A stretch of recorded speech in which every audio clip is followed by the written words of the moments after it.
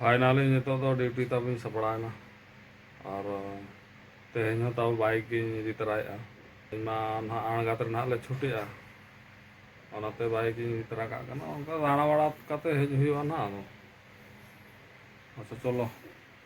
चला लेन गो तापरे हांडे के ना जम कुमा हुआ कना फाइनली नितो तो बैग के हुआ ताबो कनाडा बैग पैसा को डिपोजिट बड़ा हुआ हेजना बापूजी नगर सूर बापूजी नगर लगा पे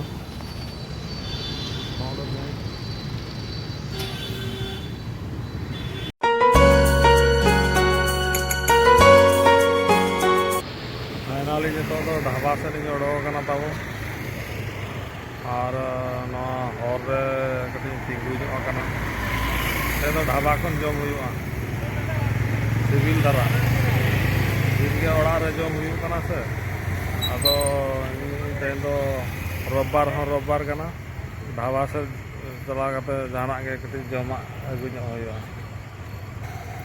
नते अब दिसम सेद करे तो डंगरी मेरम को ओड़ा रे को खेड़ को और नोते तो बांगे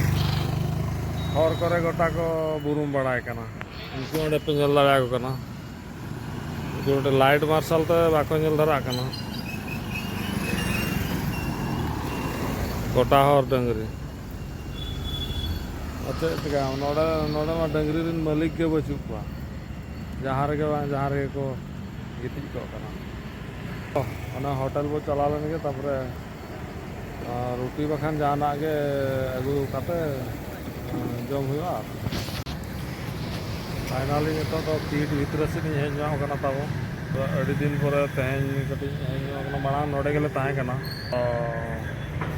अब तेहन जुदी दाणा बड़ा हुआ चलो नोतेना नजारा नोडेना नजारा देखा आपको उनका पे नेल दाड़ा कना माना तो नोडे के तले ऑफिस ताहे कना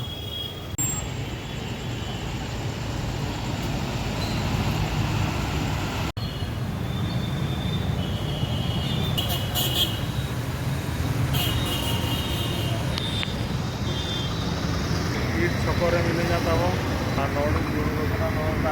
लाइट जुलूना लगा पे के दुड़ कते उनको कॉलेज कड़ा कुड़ी को गप सपया तो इन तेज मन का नोते हेज दुड़ूबना ताबो रोड रे नजारा पे नेल दाड़ा उनका मेना दारे को चेक को रहा आड़ी को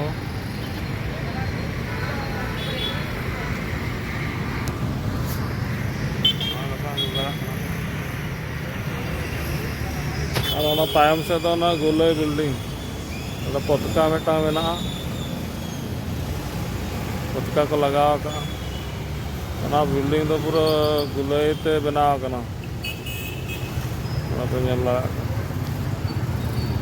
कीट रे नजारा उनका तक गेट और छको रोटी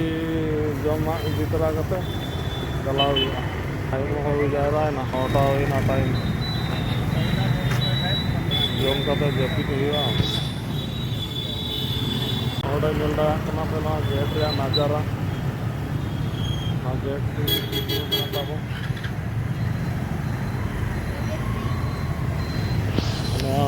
6 नंबर गेट नौका लगा नोड़ना नजारा फाइनली नितो ओड़ा सेटरना ताबो जम बड़ा हुईना नितो जम बड़ा हुईते वीडियो को कटी एडिटिंग बड़ा हुआ और जपित हुआ